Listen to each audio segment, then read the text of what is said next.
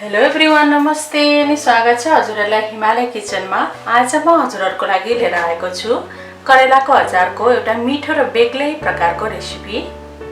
ल अब यसको लागि मैले यहाँ एउटा बाउललाई लिए। त्यसमा मैले राखे 2 कप काटेको करेला। त्यसैगरी एउटा ठुलो आलुलाई पनि काटेर राखे। मैले राखे 2 ठुलो चम्चा तिल,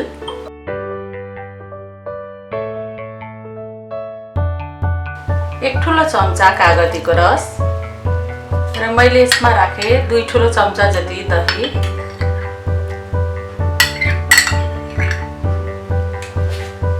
हरियो धनियाको पत्ता, 1 सानो चम्चा कुटेको अदुवा, आधा सानो चम्चा बेसार, 1 सानो चम्चा जिरा धनियाको पाउडर, 1 सानो चम्चा कश्मिरी रातो खुर्सानीको धुलो, नुन राखे मैले अब आफ्नो स्वाद अनुसार।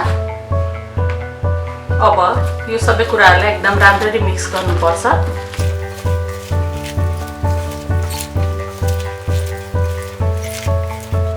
यसरी दही राखेर करेलाको अचार बनाउँदा एकदमै मिठो बन्छ।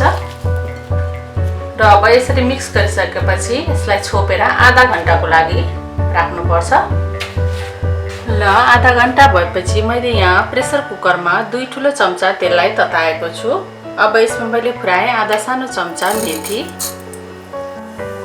मेथी यतिको भएपछि मैले यसमा फ्राई आधा सानो चम्चा जिरा र मैले यसमा राखे 3टा खुर्सानी,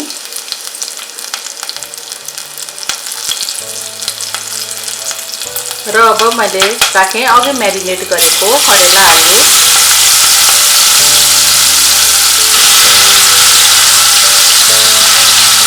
मैले यसमा प्याज र लसुन राखेको छैन। यदि हजुरहरूलाई राख्न मनपर्छ भने हजुरहरूले राख्न सक्नुहुन्छ।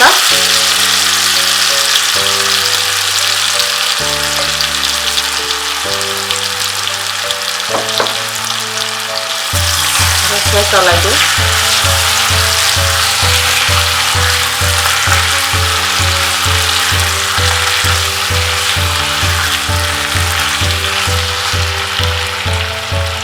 अब यसमा मैले राखे आधा कप जति पानी,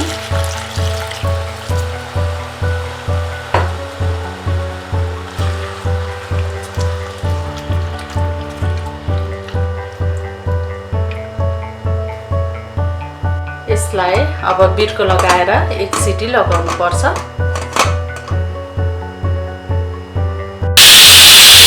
यसमा सिटी लागिसकेको छ। अब यसलाई यतिकै छोडेर यसमा भएको प्रेसर बाहिर जानलाई दिने। स्टोभ अफ गरिदिएँ मैले। ल अब यसलाई हेरौँ। वाउ, हाम्रो करेलाको अचार एकदमै राम्रो देखिएको छ। हजुरहरूलाई अलिकति गलेको मनपर्छ भने अरू 1 सिटी बढी यसमा लगाउन सक्नुहुन्छ। र अब यसलाई नछोपिकन म अरू 1-2 मिनेट यतिकै पकाउँछु मिडियम हिटमा। ल अब हाम्रो करेलाको अचार रेडी भएको छ। एकदमै खाउँ लाग्ने देखिसकेको छ अघि नै।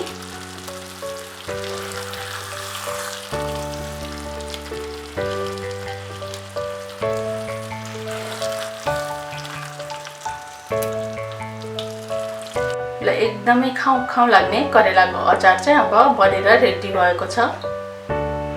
मलाई चाहिँ यहाँ एकदमै खाना हतार भइसक्यो। हजुरहरू पनि यसलाई ट्राई गर्नु होला। यो एकदमै मिठो बन्छ यसरी बनाउँदाखेरि। हस्त यो मिठो करेलाको अचारको रेसिपी हजुरहरूलाई राम्रो लाग्यो भने हाम्रो भिडियोलाई लाइक, कमेन्ट, सेयर गरिदिनु होला। यस्तै रेसिपीहरूको लागि हाम्रो च्यानललाई सब्स्क्राइब पनि गरिदिनु होला। सब्स्क्राइब गरिसकेपछि नजिकै रहेको नोटिफिकेसन बेललाई पनि अवश्य पनि क्लिक गरिदिनु होला। हाम्रो भिडियो हेरिदिनु भएकोमा हजुरहरूलाई धेरै धेरै धन्यवाद।